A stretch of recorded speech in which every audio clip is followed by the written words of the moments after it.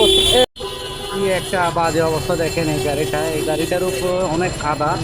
এই খাদাগুলো সব সব টপকে নিতে করতেছে। এগুলো সব এখন পড়বে, এখন পড়বে। একটু যদি লড়াচড়া হয় এ পড়তেছে পড়তেছে, সব পড়বে এখন। পড়ছে দেখছেন, এখন একটা বাইক গেছে, এখন পড়ছে এগুলা।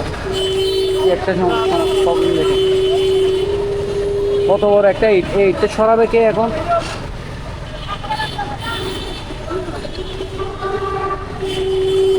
ভাই সব পড়ে যাচ্ছে, সব পড়ে যাচ্ছে।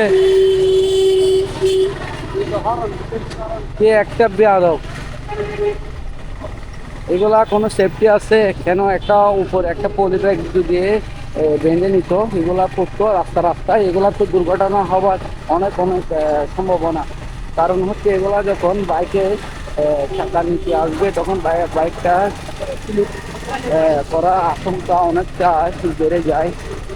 এটা অনেক একটা বিপদ হতে পারে।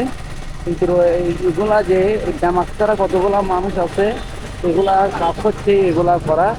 আর এগুলা যদি উপরে যদি একটা যদি বা প্লাস্টিক জাতীয় যেগুলা থাকে আর কি, এগুলা যদি পেঁচিয়ে রাখতো এত ময়লা এখানে করতো না।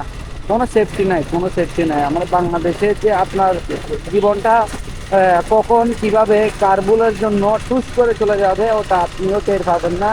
আমাদের আসলে লাইফের কোনো নিশ্চয়তা নেই বাংলাদেশে। বাংলাদেশে জন্ম নিয়েছি, ওটা হচ্ছে আমাদের একটা বড় অপরাধ। কারণ আমাদের জীবনে কোনো নিশ্চয়তা নাই, যে যেমনে মন চাই এমনি গাড়ি চলাই, এটা হচ্ছে কথা।